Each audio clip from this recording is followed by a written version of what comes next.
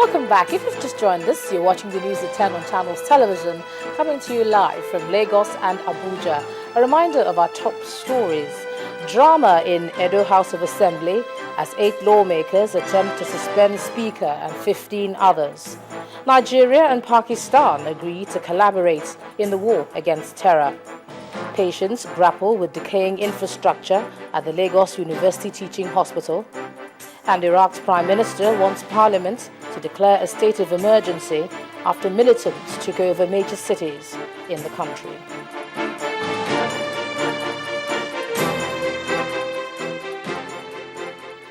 But just to remind you that all our top stories are on our website, ChannelsTV.com, and on YouTube.com/channelsweb.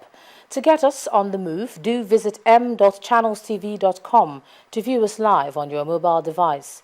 You can also download the Channels TV app for Android, iOS and Windows phones from their respective stores. And of course, you can interact with the Channels Eyewitness feature on our Android, iOS and Windows 8 platforms. So if you have pictures or videos to share with us, tap the application on your device, swipe to reveal the Eyewitness menu, and then follow the instructions.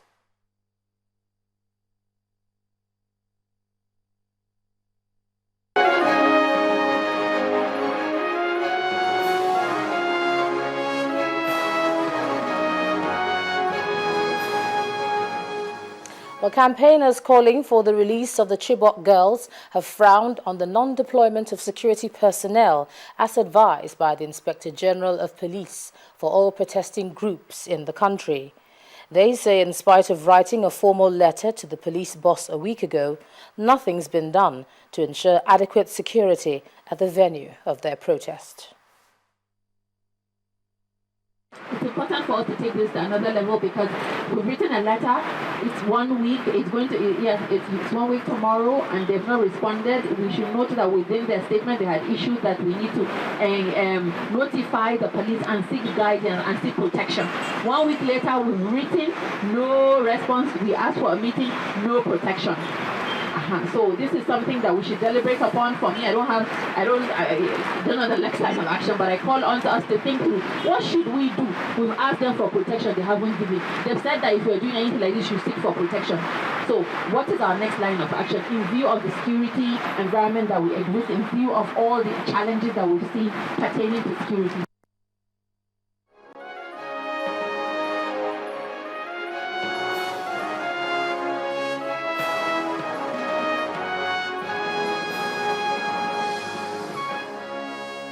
Now, there's palpable fear on the streets of Kano in Nigeria's northwest region as protesters positioned themselves in strategic areas of the city 24 hours after wild protests greeted the appointment of Sanusi Lamido Sanusi as the new emir.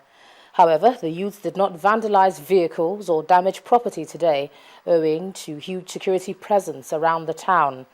Now, despite this tense situation, there are reports that some sons of the late emir were at the government house today to pay homage to the new emir who remains in the Kano State Government House. The family of the late emir were earlier today evacuated from the palace to pave way for the entry of the new emir. The palace is said to be under huge security watch, with bomb squad trucks positioned outside the walls. For now, it's uncertain when the new emir will move in to the palace.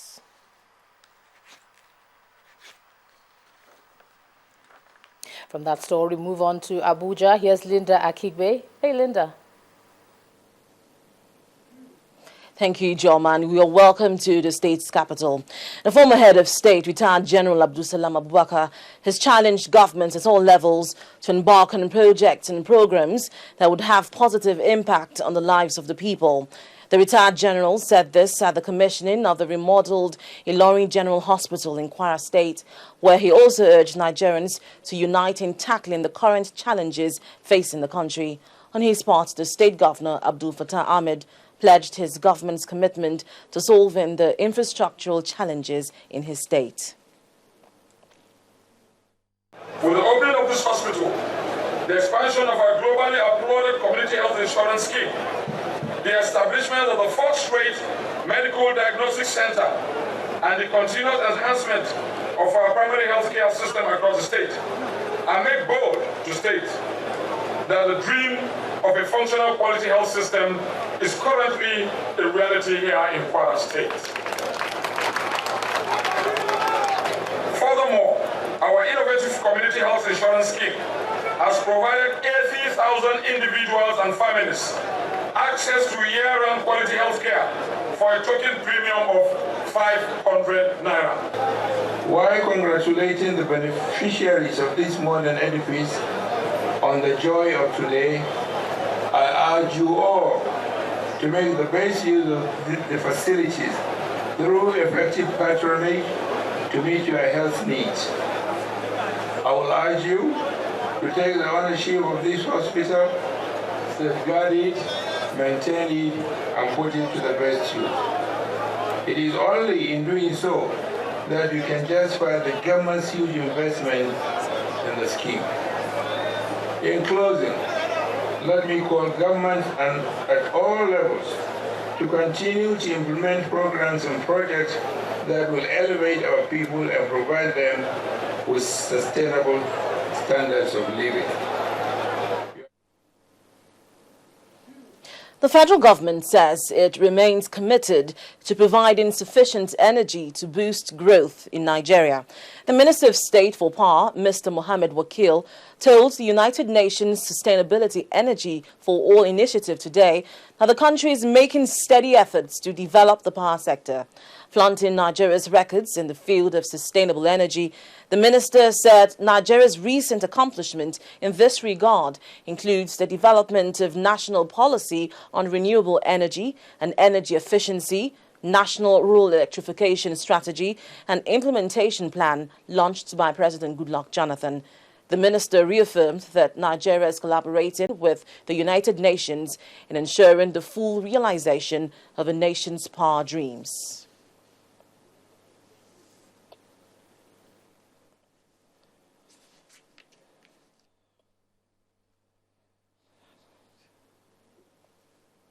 The Nigeria Labour Congress (NLC) has opposed the new tariff introduced by the Nigeria Electricity Regulatory Commission and called for a reverse to the old charges.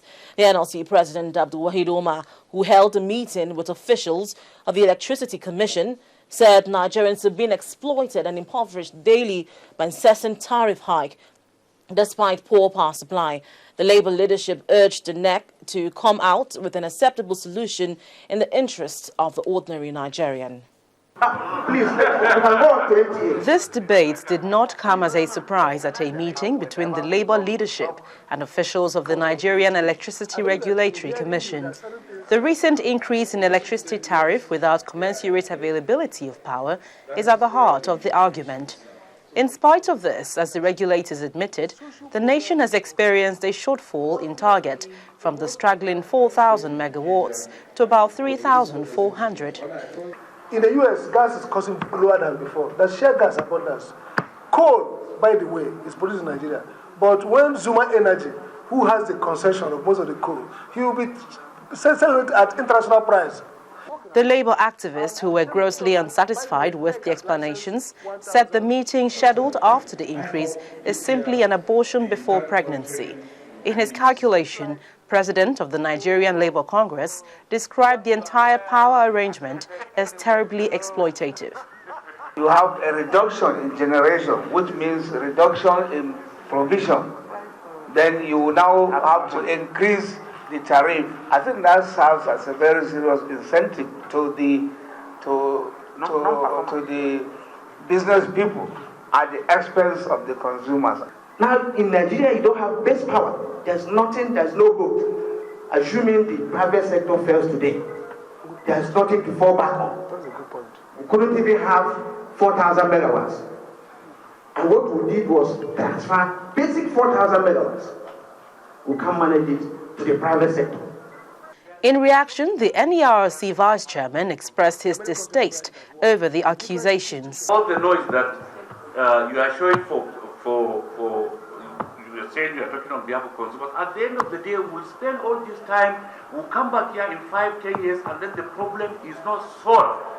Now, even though the target of 9,000 megawatts by 2015 seems to be a dream, the NERC maintains that the Commission can mitigate the seeming power crisis with a stronger partnership with the civil society. Gloria Umezuke, Channels Television News.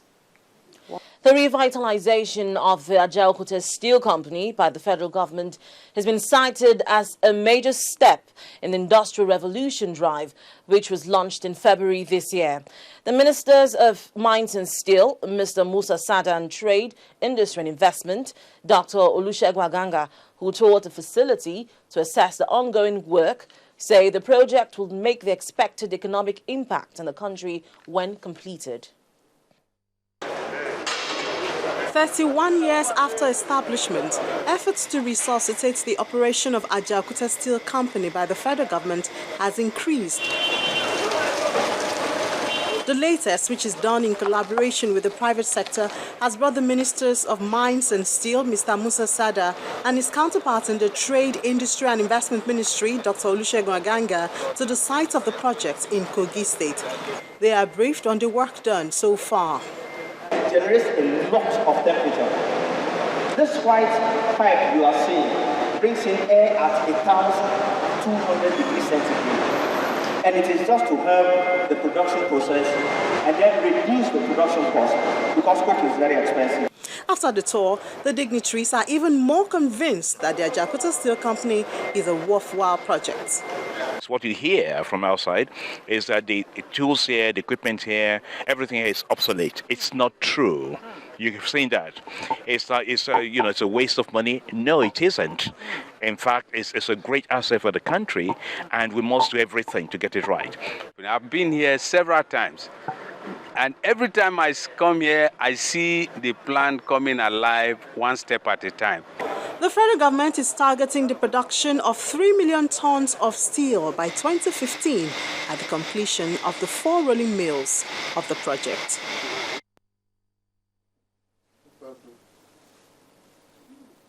When the news at 10 returns, Nigerian banks to get grants from International Institution of Finance. That's in business news. Join us again.